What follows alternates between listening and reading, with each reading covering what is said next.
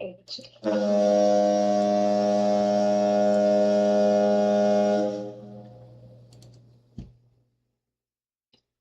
good evening and welcome everyone to the Lppbbsg Primary Purpose Big Book Study Group. Our study follows a 96-week cycle that begins on the title page and continues through page 164. We study the spiritual experience in Appendix 2 3 times when the asterisk refers us there. And we also study Dr. Bob's Nightmare and the 12 Traditions.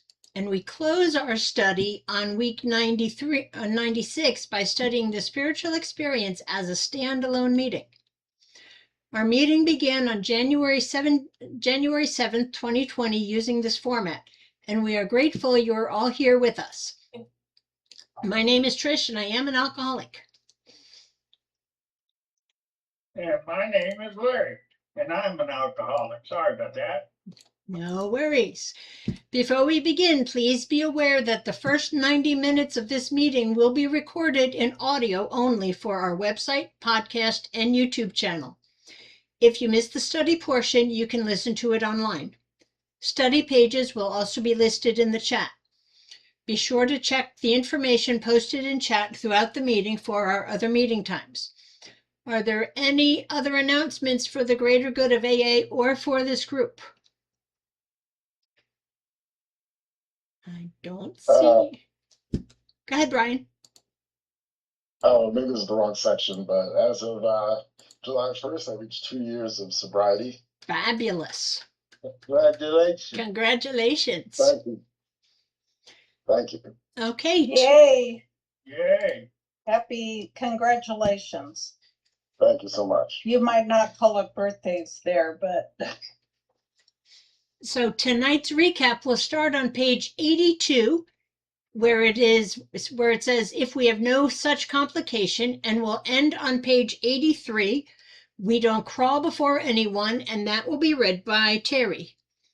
Tonight's study will begin on page 83, if we are painstaking, and will end on page 84, if we work for them, and that will be read by Nikki.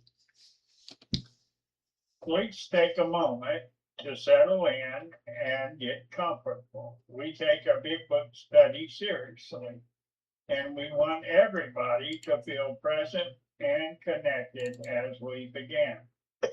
In a moment, we'll have a 3-minute meditation followed by our family fog light prayer. As we move into the study, please help us maintain a peaceful environment. Please be mindful of background noise when you are unmuted. If you wouldn't do it in a live meeting, please don't do it in Zoom. Also, please stay muted during other people's shares. We will call on hands in order as they are raised. From the forward to the first edition of Alcoholics Anonymous. We of Alcoholics Anonymous are many thousands of men and women who have recovered from a seemingly hopeless state of mind and body.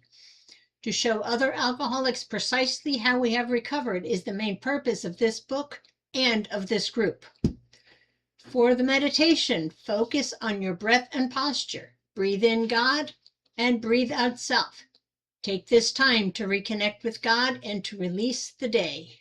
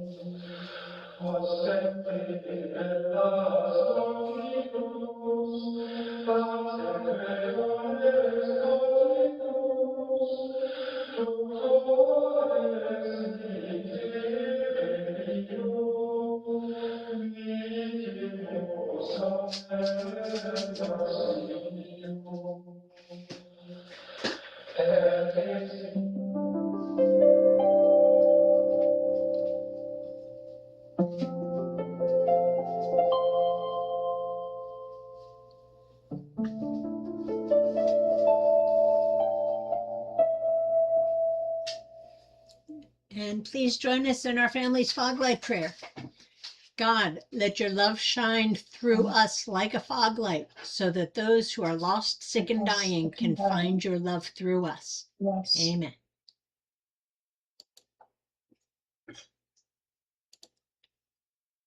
Let's have our secretary's report. Kenny? You're muted, Kenny.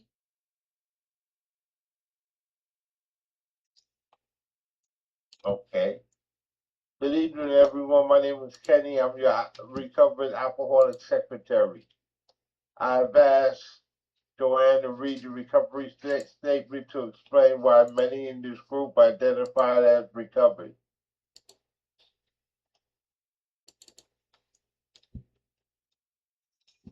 Good evening, family. My name is Joanne. I'm alcoholic. Thank you, Kenny. Recovered.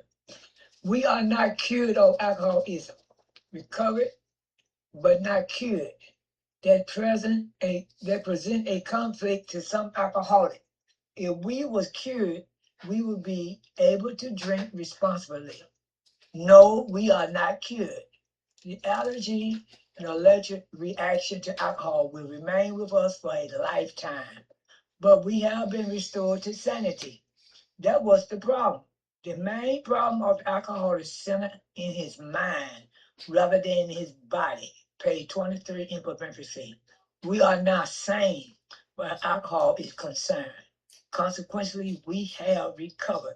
Thank you. Thank you, Joanne. We meet every Tuesday at 5:30 Central Time for fellowship, 6:30 Central Time for Big Book study. Challenge the safety during the study so we can focus. From forward to the second edition, page XX of Alcoholics Anonymous, of alcoholics who came to AA and really tried. 50% got sober at once and remained that way. 25% sobered up after some relapses, and among the remainder, those who stayed with AA showed improvement. Okay, anyone joining the meeting for the first time, please raise your hand so we can welcome you. Welcome, Travis. Good to see you. In the main folder. Welcome, Travis. That's it. Now a show of hands for our recovered alcoholics. These are your potential sponsors.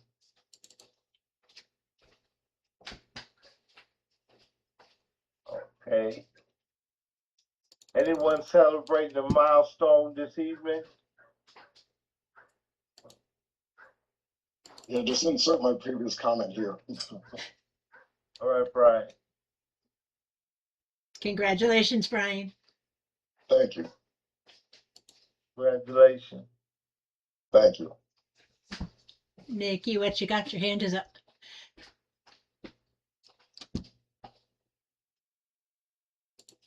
You're muted, Oh, Nikki. no, she put it down.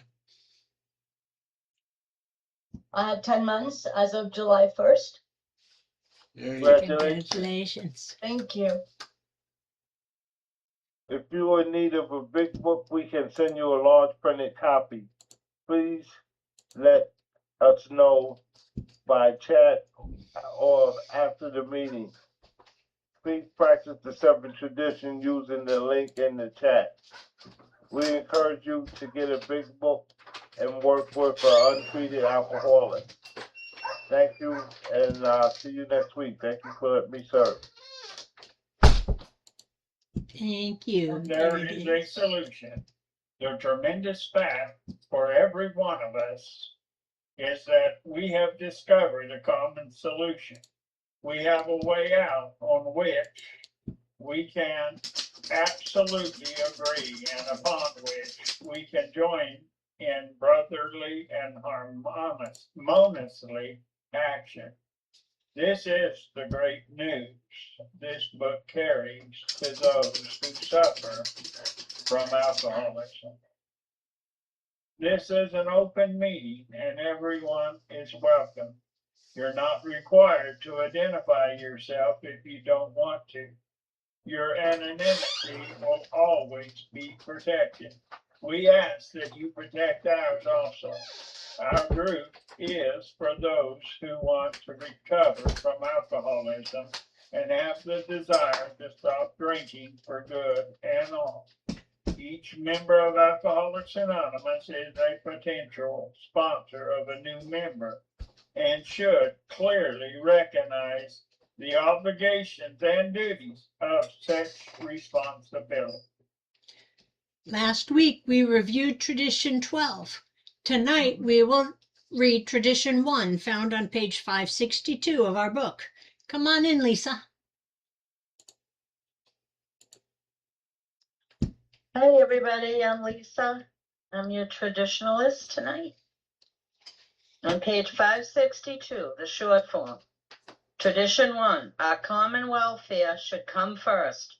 Personal recovery depends upon AA unity.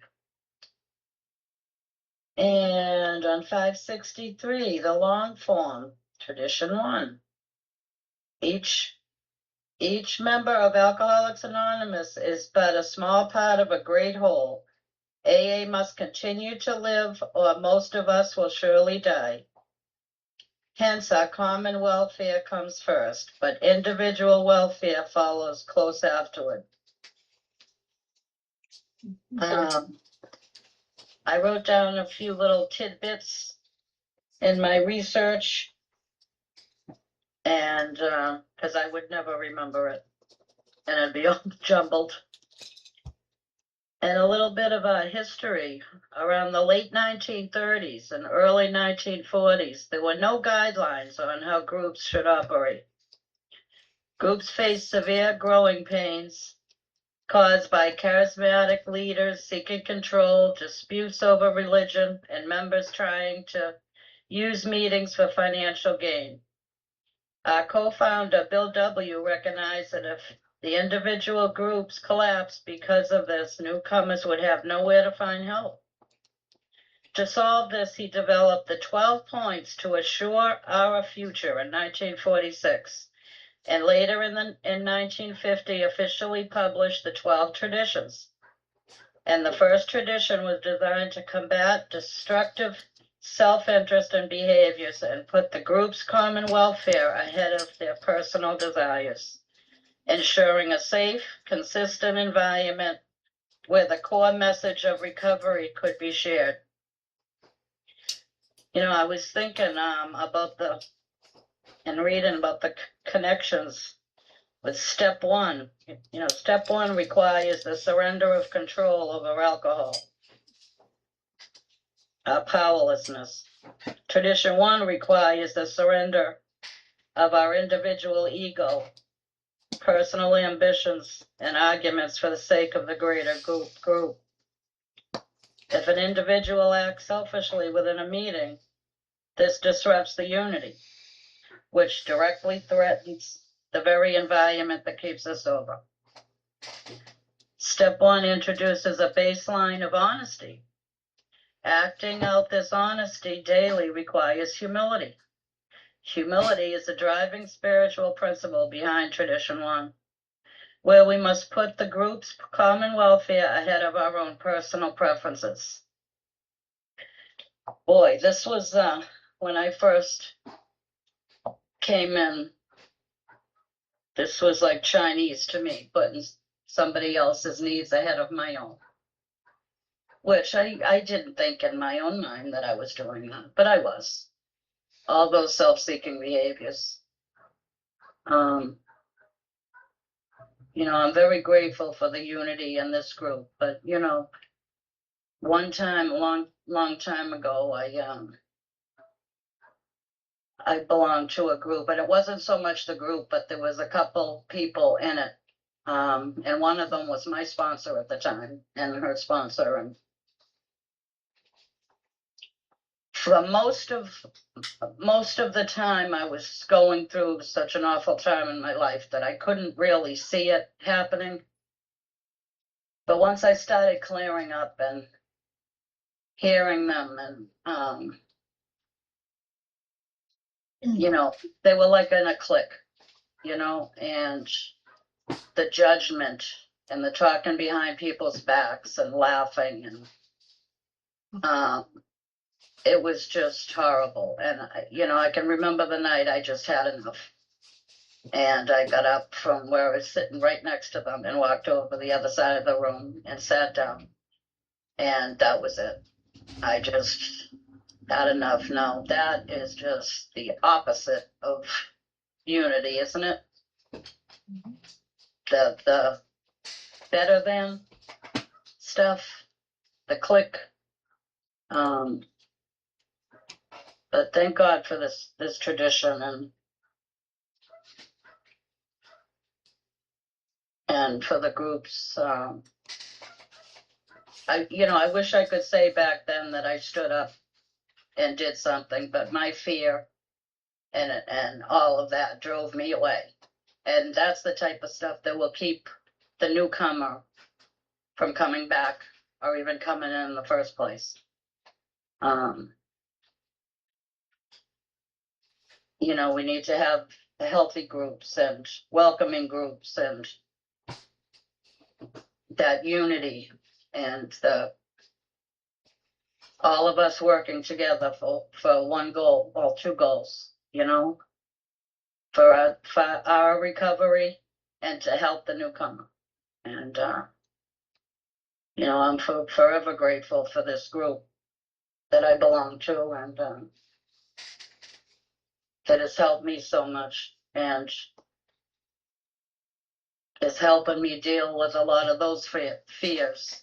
And I think a lot of my AA fear and speaking came from that time in my life. And so I'm very grateful that, you know, doing this work and learning about these traditions and being part of and, you know, being able to work with others. And that's what it's all about. Being unified for our common goal. And that's it for me. Thank you. Thank you, Lisa. Great job. So now it's time for our weekly installment of That Ain't in the Book. And we sometimes hear things in meetings that can't be reconciled with what is in the big book. Our topic or our phrase tonight is, I haven't had a drink today, so I'm a complete success today. Tanya, can you come on in and let us know what it says on page 19 in paragraph 1? Thank you so much, Trish, Tanya Alcoholic. And it says, we feel that elimination of our drinking is but a beginning. A much more important demonstration of our principles lies before us in our respective homes, occupations, and affairs. Thank you, Tanya. Please use your pens and highlighters and rulers as we study. We use the study guide prepared by Joe and Charlie and Krusty Cliff of the Dallas Primary Purpose Group to stay focused and consistent. We read the material once, then discuss it through as questions and answer format. After tonight's study, after we study, is read, we will ask questions from the imaginary podium. The answers will be one sentence unless otherwise specified, and until in multi-part questions are simply a one-sentence answer, split up by commas, semicolons, hyphens, and other fun bits of punctuation. This helps us understand and apply the content clearly. After the study, we open the meeting for comments and questions based on the pages just read. Our purpose here is to stay in the book and let the message do the work. If a share drifts into something that is better handled with a sponsor, we will kindly point you that way. You can never go wrong by commenting on the pages study, which brings us to the words of one of our co-founders of Alcoholics Anonymous. Sobriety, freedom from alcohol through the teaching and practice of the 12 steps is the sole purpose of any Alcoholics Anonymous group. So before we begin the recap, we will need 5 or 6 volunteers to read the answers when we get to that point. Please raise your hands and I'll know you're ready. And Terry, please come on in with our recap. Hi, everybody. I'm Terry, aka Pickle Chips, your recovered alcoholic recap reader for tonight. Okay, I'm on page 82, middle paragraph. If we have no such complication, there is plenty we should do at home. Sometimes we hear an alcoholic say that the only thing he needs to do is keep sober. Certainly he must keep sober, for there will be no home if he doesn't. But he is yet a long way from making good to the wife or parents whom for years he has so shockingly treated. Passing all understanding is a patient mothers and wives have had with alcoholics. Had this not been so, many of us would have no homes today, would perhaps be dead. The alcoholic is like a tornado roaring his way through the lives of others. Hearts are broken, sweet relationships are dead, affections have been uprooted, selfish and inconsiderate habits have kept the home in turmoil. We feel a man is unthinking when he says that sobriety is enough. He is like the farmer who came up out of his cyclone cellar to find his home ruined. To his wife, he remarked, "Don't say anything the matter here, Ma. Ain't it grand the wind stopped blowing?" Yes, there's a long period of reconstruction ahead. We must take the lead, a remorseful mumbling that we are sorry won't fill the bill at all. We have to sit down with the family and frankly analyze the past as we now see it, being very careful not to criticize them. Their defects may be glaring, but the chances are that our own actions are partly responsible. So we clean house with the family, asking each morning in meditation that our Creator show us the way of patience, tolerance, kindliness, and love. The spiritual life is not a theory. We have to live it. Unless one's family expresses a desire to live upon spiritual principles, we think we ought not urge them. We should not talk incessantly to them about spiritual matters. They will change in time. Our behavior will convince them more than our words. We must remember that 10 or 20 years of drunkenness would make a skeptic out of anyone.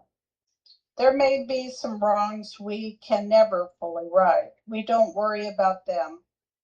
If we can honestly say to ourselves that we would right them if we could.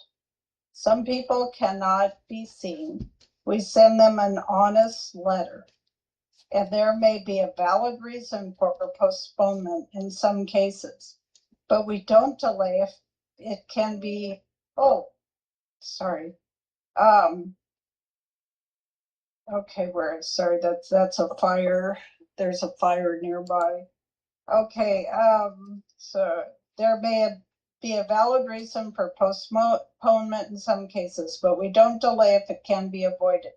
We should be sensible, tactful, considerate, and humble without being servile or scraping. As God's people, we stand on our own feet. We don't crawl before anyone. Thank you. Thank you, Terry. And we could use 2 more answer readers if you would be happy to put your hands up during the study reader for tonight. So tonight, this week's study is Nikki. So come on in. Hello, Nikki, alcoholic here. Going to do the study on page 83 from the bottom paragraph. If we are painstaking about the phase of our development, we will be amazed before we are halfway through. We're going to know a new freedom and a new happiness. We will not regret the past, nor wish to shut the door on it. We will comprehend the word serenity, and we will know peace. No matter how far down the scale we have gone, we will see how our experience can benefit others. That feeling of uselessness and self-pity will disappear. We will lose interest in selfish things and gain interest in our fellows. Self-seeking will slip away. Our whole attitude and outlook upon life will change. Fear of people and of economic insecurity will leave us. We will intuitively know how to handle situations which used to baffle us. We will suddenly realize that God is doing for us what we could not do for ourselves. Are these extravagant promises? We think not. They are being fulfilled among us, sometimes quickly, sometimes slowly. They will always materialize if we work for them. Thank you for letting me be of service. Thank you. So our batting order tonight, we will go right back to where Nikki started reading. And I will ask the questions on our script, and we have 4 answer readers, and they will be reading line by line out of the book, out of what Nikki just read. And our batting order tonight will be Lisa, Tanya, Linda, and Terry. And Sheila, you never put your hand back up, so that's okay. We will work with 4 people tonight. So Lisa, your first question. If we have Everybody needs to unmute We're good. the reader. Thank you, Larry. Tanya, go ahead and unmute, please. Lisa, if we have carefully followed the clear-cut directions to this point of our recovery, we will be what? If we are painstaking about this phase of our development, we will be amazed before we are halfway through. Larry, you got some comments in there. Yes, this is the first promise resulting from taking the first 9 steps. A big one. Comment. See if the following promises would indicate a complete change in the way we think and the way we feel. If so, could this be considered an entire psychic change? How about a spiritual awakening or a spiritual experience? Thank you, Larry. And Tanya, what is the second promise? We're going to know a new freedom and a new happiness. Thank you. And Linda, what is the third promise? We will not regret the past, nor wish to we will not regret the past, nor wish to shut the door on it. Thank you. And Terry, what is the fourth promise? We will comprehend the word serenity and we will know peace. Absolutely. And Lisa, back to you. What is the fifth promise? No matter how far down the scale we have gone, we will see how our experience can benefit others. And Tanya, what is the sixth promise? The feeling of uselessness and self-pity will disappear. Thank you. And Linda, what is the seventh promise? We will lose interest in selfish things and gain interest in our fellows. Thank you so much. And Terry, what is the eighth promise? Self-seeking will slip away. Absolutely. And Lisa, what is the ninth promise? Our whole attitude and outlook upon life will change. Thank you. And Tanya, what is the 10th promise? Fear of people and of economic insecurity will leave us. Thank you. Linda, what is the 11th promise? We will intuitively know how to handle situations which used to baffle us. So true. And Terry, what is the 12th promise? We will suddenly realize that God is doing for us what we could not do for ourselves. Lisa, are these promises overrated? 2 sentences, please. Are these extravagant promises? We think not. Thank you. And Tanya, what is the 13th promise? They're being fulfilled among us, sometimes quickly, sometimes slowly. Comment. If they come quickly, what do we call them? Bill W. had a sudden spiritual experience. If they come slowly, what do we call them?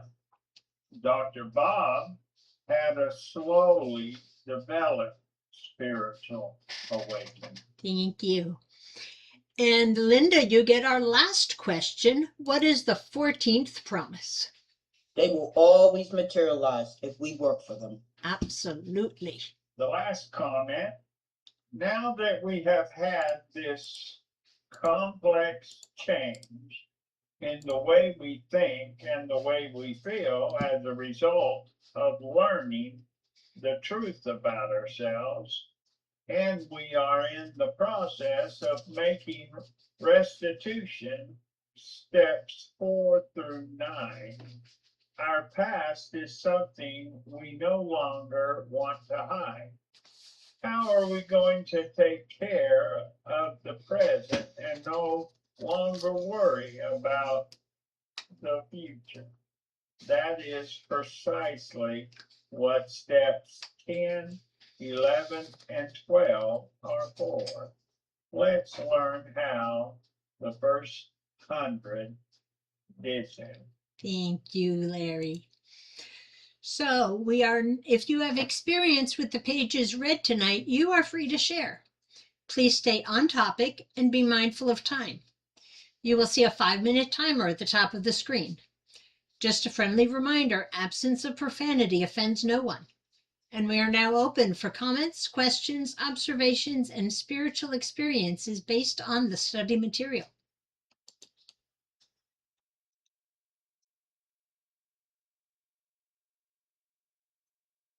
Don't all jump in at once. Terry, hi, come on in.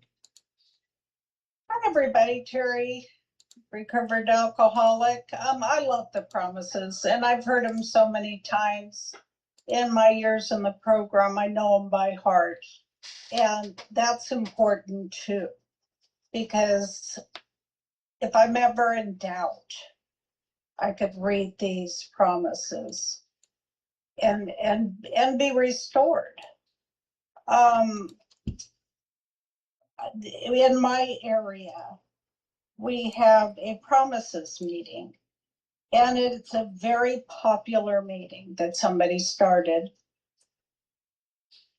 And if you ever need an idea, if you want to start a new meeting, it's a very successful meeting. But they take one promise a week, and we share for the hour on that promise. And there's so much good information. I'm sorry, every time I don't know where the fire is though. Where my kids live. So it was, the kind of meeting too, where the recovery homes could come, when we're doing in-person meetings. I don't think it's a hybrid meeting at this point. I think it's all in person. But, the recovery homes would bring their patients, their people getting sober, to our meeting. Because there's just this is so jam-packed in just a couple paragraphs. The one that I like the most, this is what I was saying, I sometimes refer to this. We will intuitively know how to handle situations which used to baffle us. I still get in that predicament all the time where I have to handle something. But then I remember this kind of thing used to baffle me. And today I can usually see my way through a situation as a sober person. I don't have to get baffled. But it's one of my favorite words. I don't know why. I almost always smile when I hear the word baffled. And extravagant promises. I think a lot of them are extravagant promises, especially when I was new. I'd sit there going, what do you mean? Yes, these are extravagant promises, but they really haven't. They really are not. They're being fulfilled among us. And if you go to meetings and you listen, you're going to find out, how they are being fulfilled among us. I wasn't the sometimes quickly one. I was a very slowly one. But I finally got there. I finally understood this because these whole paragraphs are really jam-packed full of knowledge, and I just didn't get it. That feeling of uselessness and self-pity will disappear. I still do a little bit of self-pity every now and then, but not like I used to. I used to be constantly the victim. I'm not the victim anymore. I'm a little sad at times, but I'm not the victim, and this teaches us that. So, and you guys teach me that. I think we learn a lot here at this meeting. So thanks for letting me have a moment of your time. Thank you so much, Terry.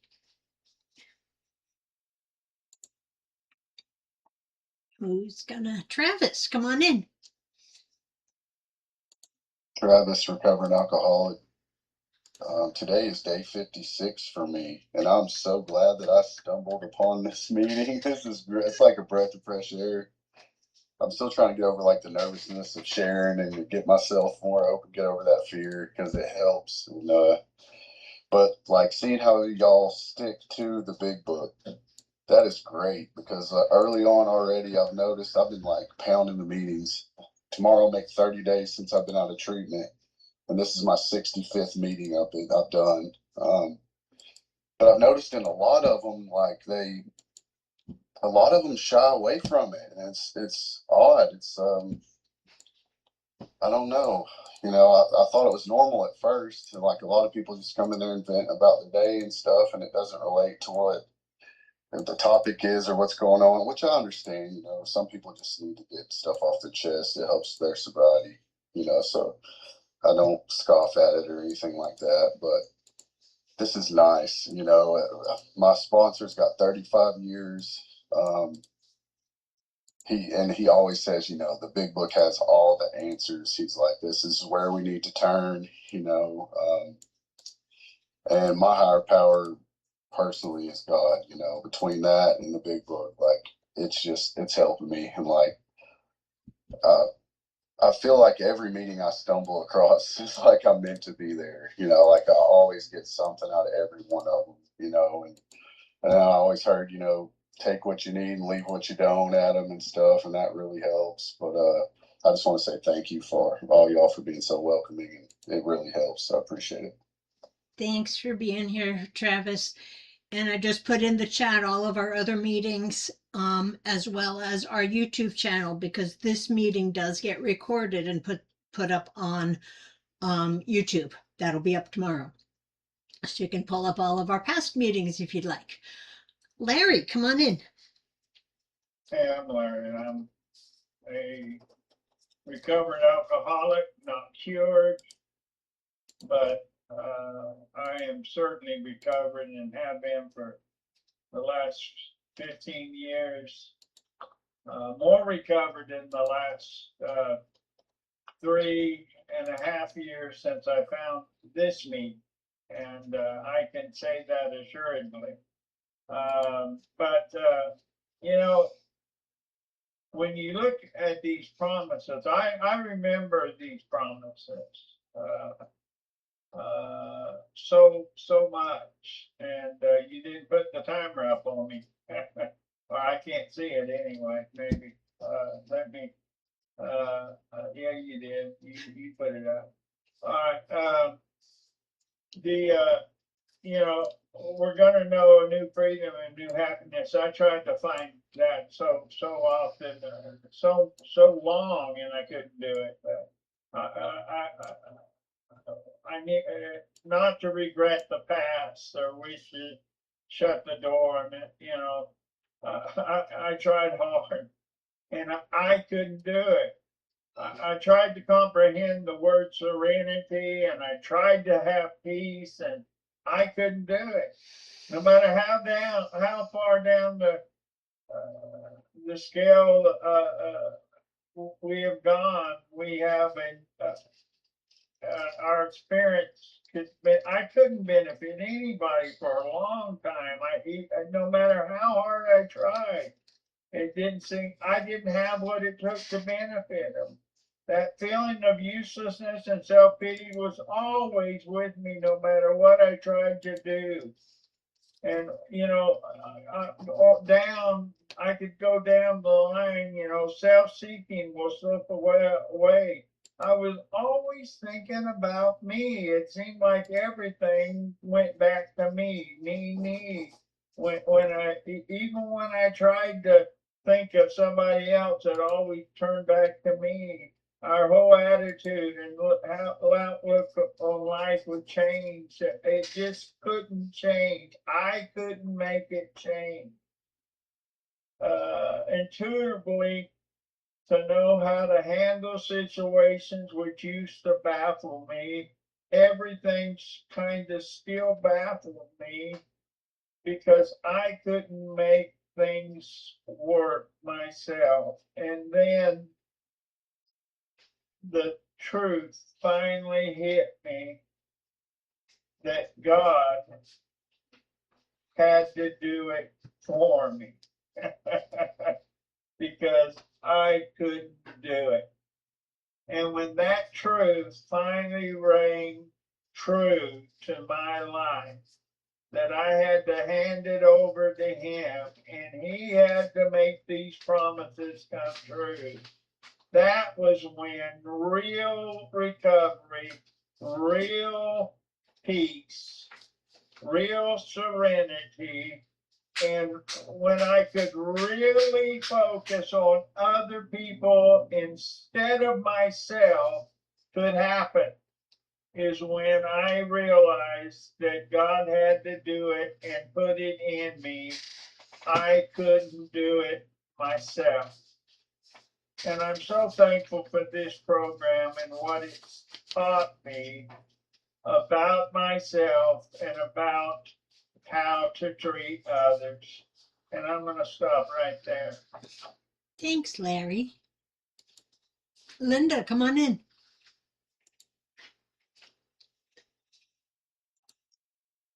Linda, are you there? There you go. Yeah, I'm here. My name is Linda. I'm an alcoholic. Let me turn on my camera. I like the promises. I heard one person say that they love the promises. I love the promises too. I love it. It just brings it all together. And if that's what I'm going to get, these are the promises I'm going to get. Thank you. Because the promises to me are like a blessing. I like the one, my favorite one is no matter how far down the scale you have gone, you will see how your experience will help others. That takes away my shame and my guilt. Because that experience, whatever I went through, whether it was bad or good, whether it was my own doing, whether it was someone else's doing, I can share it with someone else. And guess what? When I'm sharing it with someone else, I'm healing because it's no longer hurting me. I'm using it to help you, and to help that person that is suffering, that's getting ready to give up and drink. And I can be like, no, no, no, I went through that. I went through that. There's a solution. There's a solution. No matter how far down the scale I have gone. I have heard people share about how they did 25 years damn near life. And then they're sponsoring people that have been through, the penal system, that have been incarcerated, or had DWIs. Recovering alcoholics, recovering addicts, recovering hoarders, overeaters, gamblers, whatever it is. And then they can say, hey, there's alcohol, but there may be other things going on, and I can help you with that. We have more than just one malady. We think it's just alcohol. It's way more maladies than that. And that's why we have these steps. And that's why they don't say your character defect. They say character defects with an S. It's plural. It's plural. And I went through something. And one lady told me, she said, you need to start being more manageable. You're going to find yourself homeless. You need to start being more manageable. What is your priority? And so now that I am manageable in that area, I sleep good at night. I never have to worry about that again because I know my priorities, like the first step, unmanageability. Making a step workshop, taking a look at myself and my defects and growing up. Growing up. Stop being a damn kid. Stop going after what you want all the time. Do what you were supposed to do. And after I went through that situation for the last time, and it scared me, people in the rooms have a way of scaring you. Here comes somebody in a meeting looking so sad. And I've seen this lady before. I've seen her before. Quiet lady, quiet. I thought she had an attitude or something. I thought she didn't like people, the way her face was. That was not an attitude. It was not a face of I don't like people. It was a face of pain and suffering. And I got to know her. She revealed her situation and I revealed mine. And I said, wait, there's a solution. There's a solution. And there was a solution. And I like what one person told me. You're going to keep going through something over and over until God teaches you. You will go over it. You will go through it over and over. And you will do it again and again until you finally get that swift kick and you're behind and you learn your lesson. And whatever was a pleasure, it becomes a pain. It's not fun no more. It turns on you. I was told, some people don't let go of their character defects because they're still having fun with it until it turns around like a dragon and kills them. And that's why I love this one. This is what it means to me, for me. Every one of my experiences there to help another person. It was there to build my muscle. It was there to grow me up, to change my heart, to get me closer to God. Everything that I went to, it was to help another person. So now I can share my experience, strength, and hope. And it takes away my guilt. I feel empowered because someone else is going through that. And we can both talk about it. And I can tell them, this is how I felt. Oh, that's how I feel. It's okay. It's okay. It's okay. It's okay. Thank you for letting me share. Thank you, Linda. Who's next? I know everybody's name and I can start calling on people. I'll go. Oh, hi, Lisa, and then Tanya. Hi, everyone. I'm Lisa. I'm an alcoholic.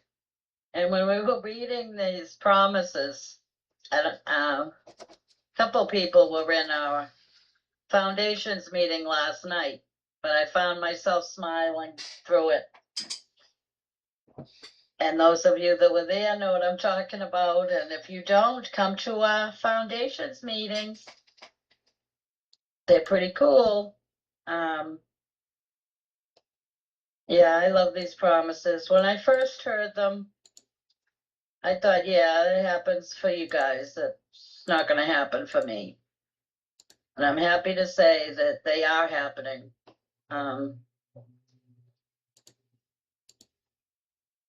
My whole attitude and outlook upon life has changed. Fear of people and of economic insecurity, it's leaving. It's much easier to manage. How to handle situations which used to baffle me, you know, and I mean, even the simplest things. If I was in that state of mind, I couldn't handle it. And, you know, today I ask God for my pathway. Help me find my pathway through this. You know, and it's God is doing for me what I could not do for myself. You know, losing interest in the selfish things and gaining interest in my fellows.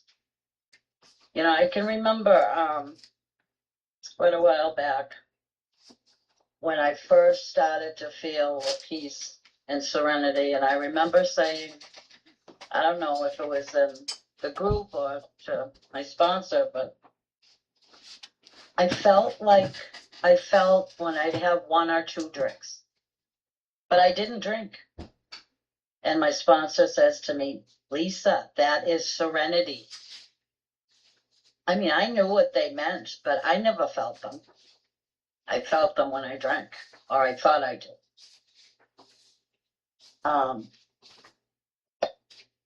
But yeah, it took me right back to that night. And wow.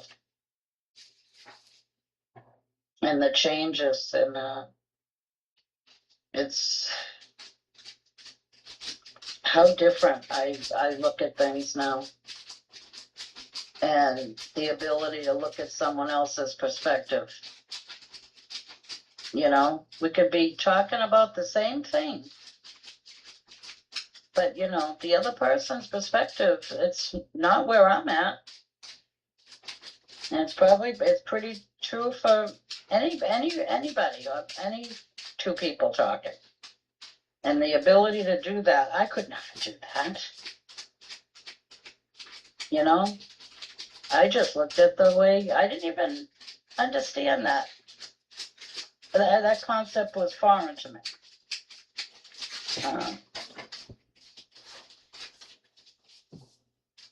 So I love this book and being able to see these things, and you know, those fears, they were crippling. When I first started speaking, and it wasn't because I wanted to. I knew I had to. I mean, I would shake, and it wasn't because I was going to the DT type of stuff. I was in just full panic. And you know, those things are leaving. Those things, you know, I'm changing. I'm getting better. They're slipping away. Like I said, my whole outlook is changing. And that's God. And I went through my whole life in panic mode and just clueless. And there's one reason that all this is happening, and it's this book. And, you know, I wish I could say I got this earlier, but, you know, I got it now, and I'm getting it now, and learning every day. And I want to thank you for giving me the opportunity to do the traditions. And you know, just this first one, I learned a lot, and I could see things in my life that could relate to it. And you know, this is clearing up You know, I'm not stuck in the self-seeking behaviors where everything is blocked and I can't see anything else. So I'm pretty grateful for that. And that's it for me. Thank you. Thanks, Lisa. Come in now. Come on in, Tanya. Thank you so much, Trish. I'm an alcoholic. Very grateful to be here, sober and alive today. What a beautiful meeting. Thank you guys so much for having me here. You know, the promises, when I heard them the first time, I definitely didn't understand what they meant. But today, one that says we're going to know a new freedom and a new happiness, my goodness. This is the first time in my life that I know what true freedom is and what happiness is. I live my life always in rush, running, trying to do things, overthinking, trying to do 10 things at once. And now in sobriety, I can see how I was failing, how I failed doing that because I was not doing it the right way. And when anxiety took over, I always had anxiety in my life, and that's kind of these leftovers that I kept having from Bosnian War as a child and moving to new country and trying to make, you know, us as a family trying to make a living. We came with $500 to new country and always fear, always rushing, always being afraid that we're gonna be left with nothing. And that's how we were left in 90s. We had to escape and, you know, escape for our life and didn't care what was left behind us. And today, my goodness, you know, it's a totally different way of life. It's a, you know, it says our outlook and our attitude about life will change. And I am in so much peace. You know, I do have some medical issues that I'm dealing with due to alcoholism, and I'll be dealing with that for the rest of my life. But I'm not in fear anymore. I don't have fear. I don't have resentments. My anger is not as it used to be. I was a very angry person because I saw things through my eyes that I didn't have this program to understand how to shift my perspective and how to put myself in some other people's shoes and how to view my parents. I was just angry person. And today I finally have that peace where I'm not worried. I'm just focused on today. I'm just focused what's going on today. And I spoke with a friend of mine earlier, and she, you know, we were planning to go to Paris as our girls' trip. And she kept saying to me, we have to go, our time is passing, we're getting older. And for me, that was funny. Time is not passing. I'm living life.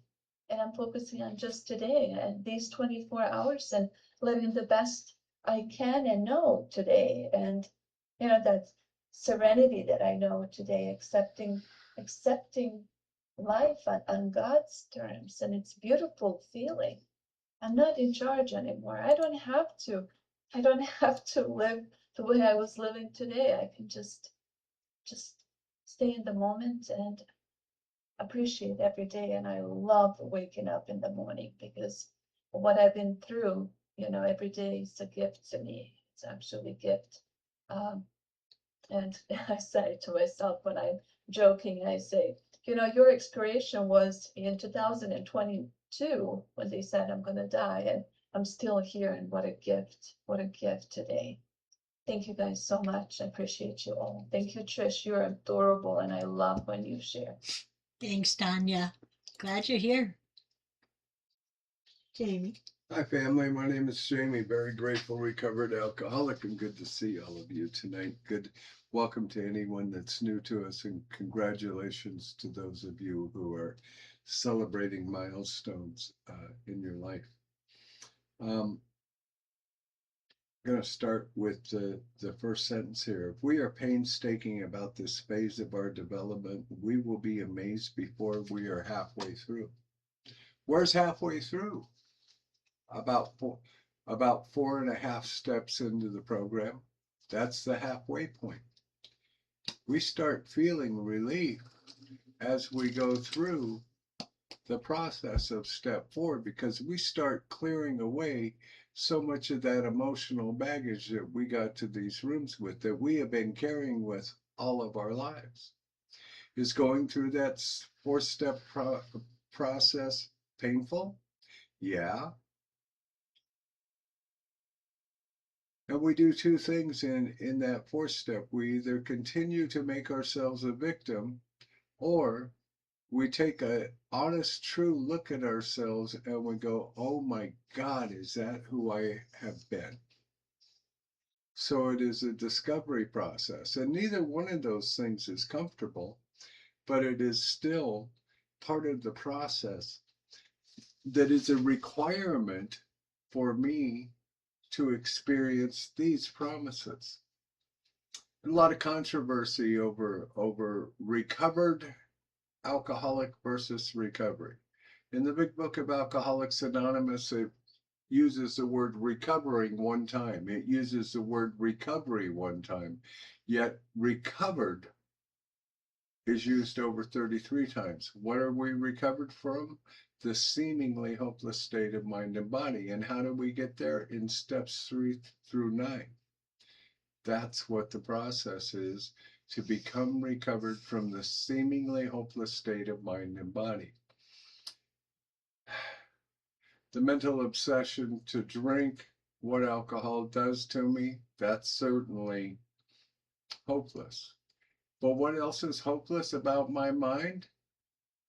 My compulsive, obsessive desire to control the rest of humanity and to have everything be my way. I'm like a 2-year-old throwing a temper tantrum. And the parents can't straighten me out because I don't know how to communicate with them. So that halfway point is about halfway through our 4th step, because we begin to realize some things. Maybe some of these things aren't really resentments. Maybe they're just hurts, and I have fostered them into a resentment, but the person maybe really didn't do anything to me. Which brings me to this. I get to the 4th column. Who did it to me? Me. You know, so moving on. I love this. We are going to know a new freedom and a new happiness. Is there anybody who's gotten past step 4 in this room that isn't experiencing some sort of new freedom and new happiness in your life? I think most of us are.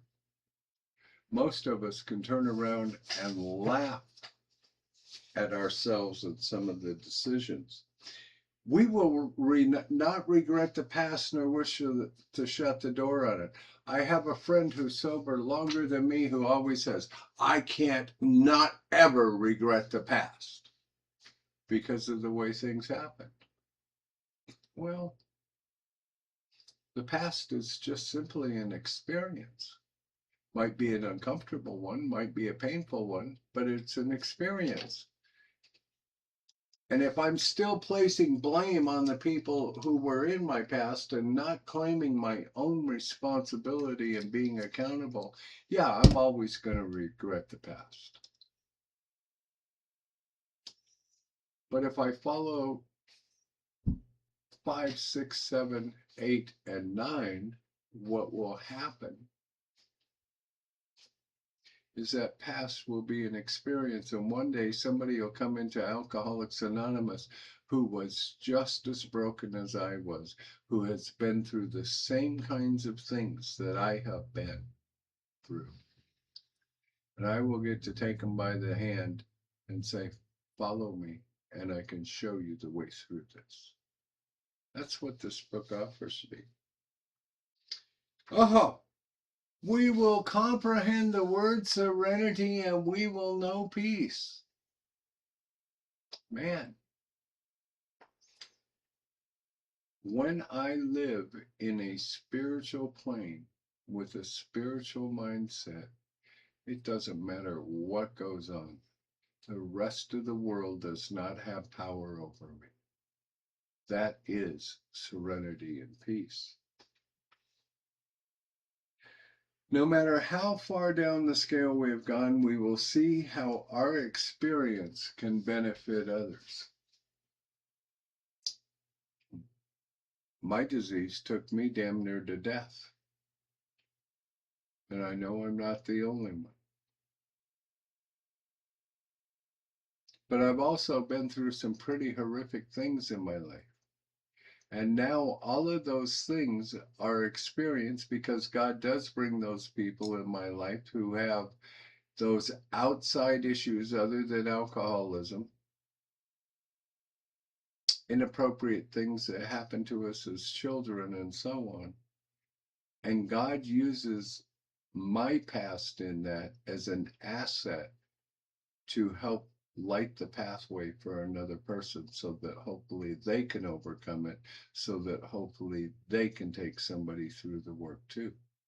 You know, folks, if I don't do this work, the time comes in my life when it's time to stand at the top of the mountain because something so emotionally painful is going on in my life, but I won't be able to stand at the top of the mountain and take my master's hand and be there because I am the one who hasn't prepared myself through this work.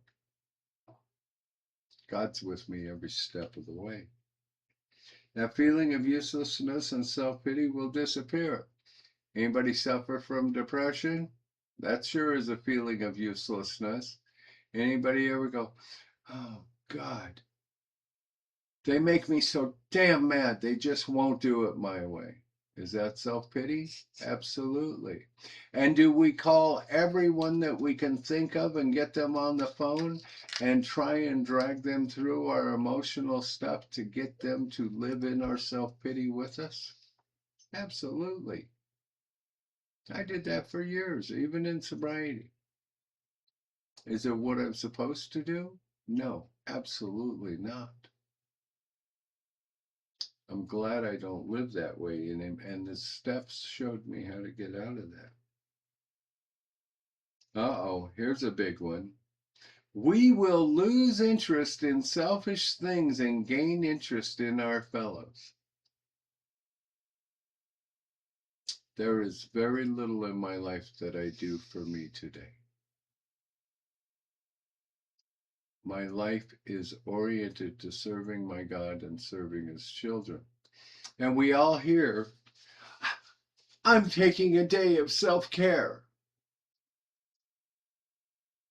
That is not going to the salon. That is not going to get my nails done or any of that. What is the true self-care? The practice of step 10.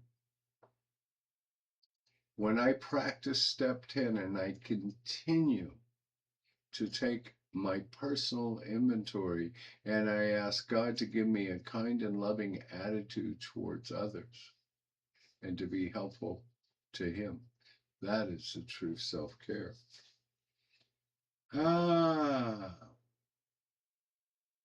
Our whole attitude and outlook upon life will change.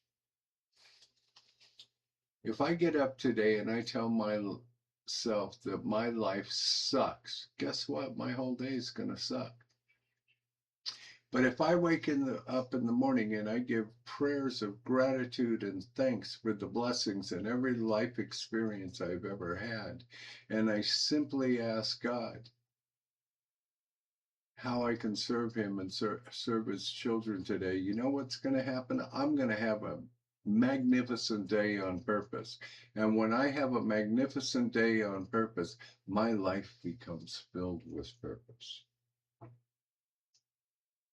Fear of people and economic insecurity. Here's the beautiful thing about Alcoholics Anonymous. No one walks above me, no one walks below me. I walk above no one and I walk below no one. I walk shoulder to shoulder with others.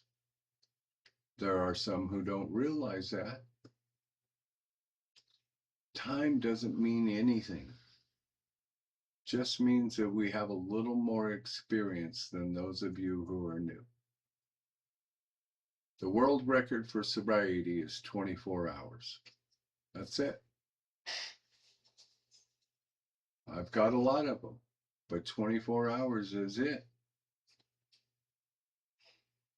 We will intuitively know how to handle situations which used to baffle us. You know what that is, folks? Comes from right here in the gut, not in the head. In each one of us, there is a hole.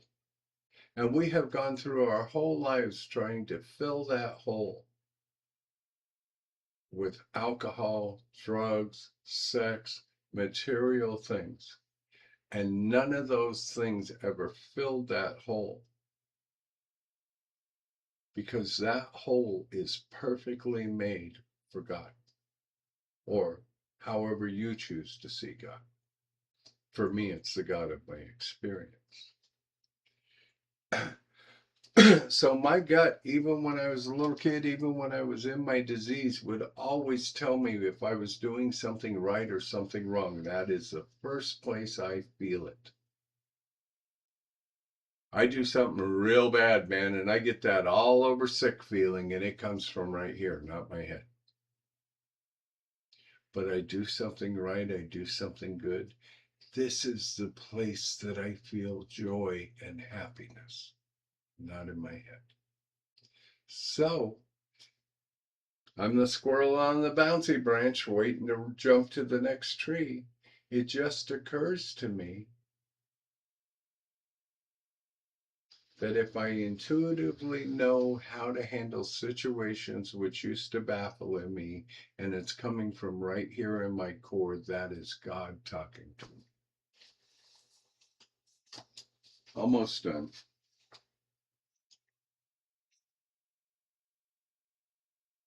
Fear of people and economic insecurity will leave us. I don't fear anybody. Oh, I already said that. We will suddenly realize that God is doing for us what we could not do for ourselves. The whole process from the beginning of step 3, the invitation into my life to God, through the process of step 9, has been building that conscious contact and that relationship. There's no doubt in my mind that God has done all of this for me. Are these extravagant promises? Oh, hell yeah. So many people say. Actually, I don't think that they are. I think that they are absolute 100% guaranteed promises if I do this work. They are being fulfilled among us, sometimes quickly, sometimes slowly. They will always materialize if we work for them. In my experience, when I stay consistent with the work and when I stay grounded in the work, they come quickly. But when I resist the work and I start blocking from God from giving me the blessings in life that He already has planned for me, that's when it's coming slowly. So, sorry for going over. Welcome to Mr. Pickle's World of Psychobabble. And, I hope you all have a blessed night. I have to leave and go to bed. And Trish, would you put my number in the chat for everyone, please? I was going to. Thank you. Love you all. Keep coming back. So who wants to come in next?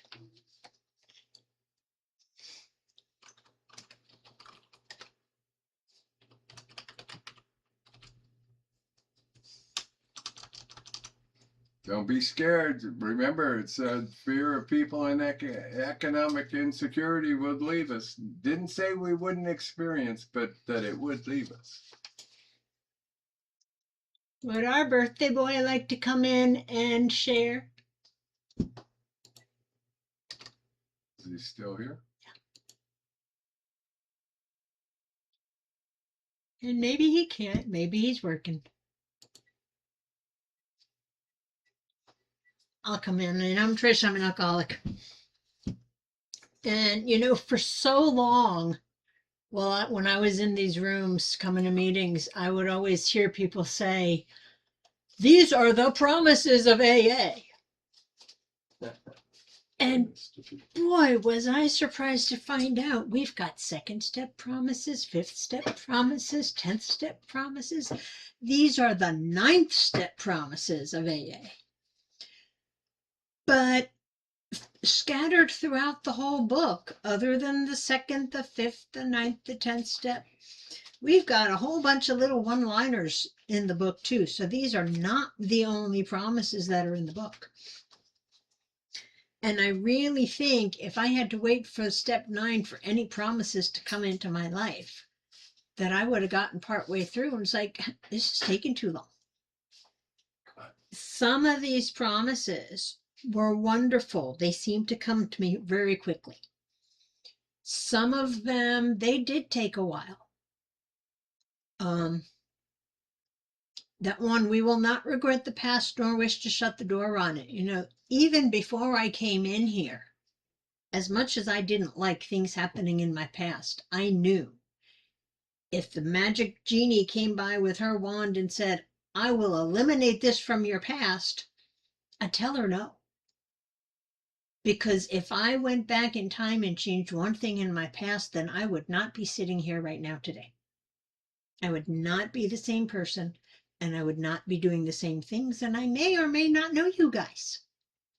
And you know, I kind of like this group. I've been coming here for a while, so I guess it's a good thing I like this group. Even as a kid, I remember looking at my sister cutting boyfriends out of her picture saying, you can't take him out of your life and out of your experience, so you're wasting time. He's still a part of your history. And I never understood that. And we will comprehend the word serenity and we will know peace. Like Jamie was talking, I had that never ending knot in my gut. It never went away. The only way I could get it to stop was to lay down and go to sleep. And maybe for the first half hour or so waking up, it wasn't there. But throughout the day, it would come. And it dawned on me in the rooms. That never-ending knot in my gut was fear. Because I didn't know what was coming up next. And I didn't know how to do whatever it is I was supposed to be doing. Or I had fear of somebody or something. I remember sitting on the phone one night with somebody, night, day, I don't know.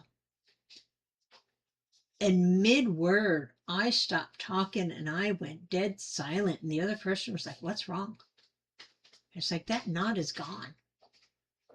I don't remember what we were talking about, but I was very much aware. I forgot to set my timer.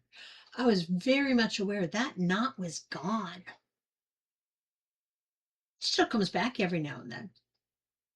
But when it comes back, the first thing I look at is, am I being self-centered, self-seeking, and trying to push myself where I don't belong and do something I shouldn't be doing? Or is there something coming up that I'm afraid of? And what is that fear? And ultimately, even if it's a fear, what's going to happen? It may be a new experience I need to have. And I'm feeling a little antsy and uncomfortable about this new experience. But my gut goes directly from, it's a great day, to I'm sitting in that paralyzing fear and I can't move. But through these steps, I've learned to recognize what those fears are and how to not reach that paralyzing point. They still come. But now they only last moments. They don't last months on end anymore. You know, and that kind of ties in for me with the intuitively knowing how to handle situations. I know this one's been touched on a lot, but when I'm not living with that knot of fear in my stomach, I can feel the peace of God in my stomach, and I know intuitively what I should be doing in a situation. But if I'm wrapped up in fear, I can't hear God. I can't feel God. I can't hear you either, because that fear is all I hear. that feeling of uselessness and self-pity will disappear. I remember how many times after getting married, my husband would just, for no reason, we weren't doing anything, wasn't a fight, he'd just walk in the room and say, you know, honey, I love you. And he'd walk back out. And my first question was, why? I know he loves me, he's married to me, but I could not, into the depth of my soul, understand why somebody would want to love me. And I'd chase him down the hall and say, why? And I gotta wonder sometimes how he felt when I did that. And that was that uselessness. That was that self-pity. That was that self-loathing. Not ever feeling like I was good enough for a darn thing. But then the realization that I was. You know, I'm one of God's kids, and God wouldn't put me on this world without having a purpose. And that was freeing. Is God doing for me what I can't do for myself? Absolutely. God got me into this room in the first place. When I took a 7-year hiatus of not going to meetings, didn't drink, and I was a bat raging banshee at the end of those 7 meetings, when I came back in, I didn't drink. That was all God. I was not willing to walk back into these rooms, drinking or not, just because I'd been gone for so long. But that God made it a point to make sure that I'm at this place this time to help somebody else who didn't need my help. So what do? I walk across the hall to the meeting. Are these extravagant promises? No. They're huge promises, but I know they're going to come true because I've seen them come true in other people's lives. And that's what kept me going until I could start seeing them in my own life. And now that I see them in my own life, I can share with other people why I thought they weren't ever gonna. I wasn't good enough for these promises. But now I can share with other people, despite not thinking they were ever going to work for me. They did. And this is what I was doing. This is how they worked. This is how they came to be in my life. They will always materialize if I work for them. And what's that work? The work that I find in this book. If I stay in these steps, if I stay helping with other people, if I stay out of my own head, which, yeah, some days is work. But if I keep doing the work out of this book, these promises will not just materialize, but they will become a part of my life, just like living the steps has become a part of my life. And that's enough out of me. Hi, Kenny, come on in.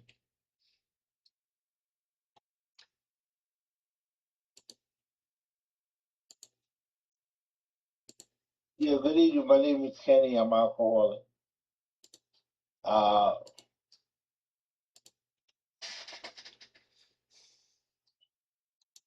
Basically, when I came back in this time around, I had to understand that my old ideas had to change. I had to understand that I needed to grow up, and in order to grow up, I needed to be able to look at myself and see where I was juvenile, controlling, fearful, and when I got to see them things, I learned that if I went to a meeting, especially when I was doing service, going to detoxes and rehabs, and I would share my story, it let me know that God had a purpose for me, and that purpose was to tell my story and help another alcoholic, realizing that if they identify with me and the changes made in my life, maybe they too would take the initial steps to help themselves.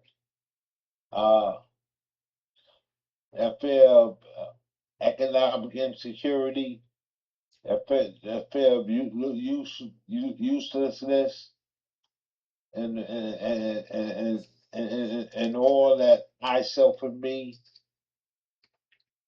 I had to come to grips with it. And they said we would intuitively know how to handle situations which used to baffle us.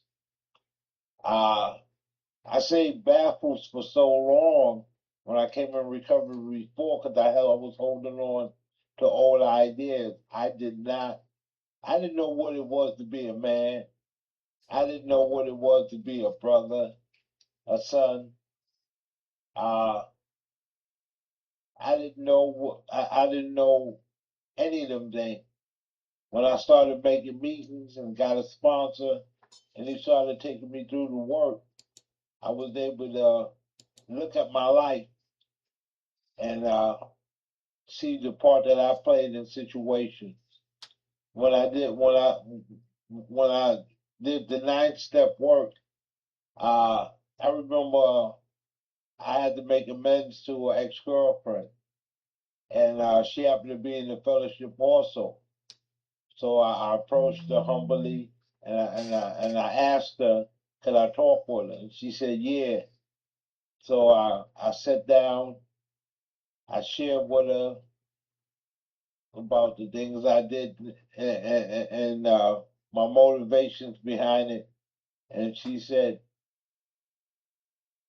she understood, and that went well, you know.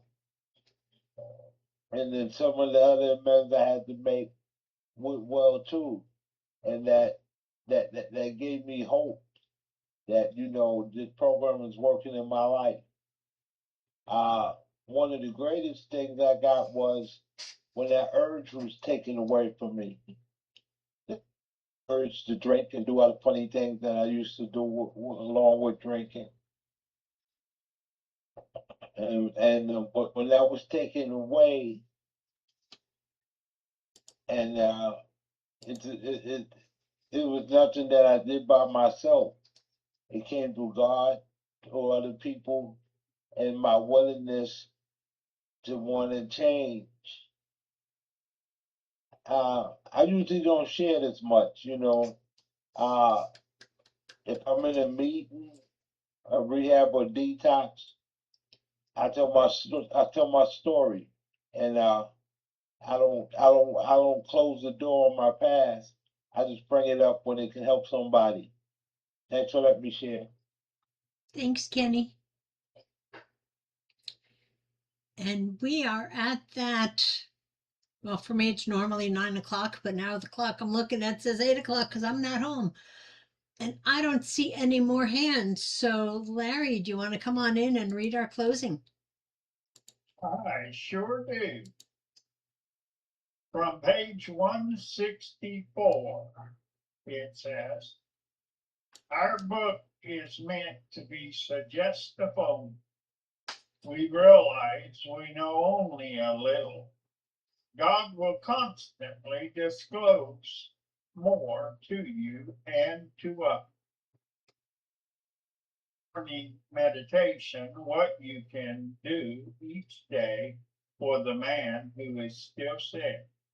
The answers will come if your own house is in order. But obviously, you cannot transplant something you haven't got. See to it that your relationship with him is right, and great events will come to pass for you and countless others. This is the great fact for us. Abandon yourself to God as you understand God. Admit your faults to Him and to your fellows. Clear away the wreckage of your past. Give freely of what you find and join us. We shall be with you in the fellowship of the Spirit, and you will surely meet some of us as you tread the road of happy destiny. May God bless you and keep you until then. And we have a special way of closing since we are not in a brick and mortar where we can gather around and hold hands. We hold up our hands to the screen, and we close with a moment of silence for those still sick and suffering from this disease. And afterwards, we say the Lord's Prayer. Moment of silence.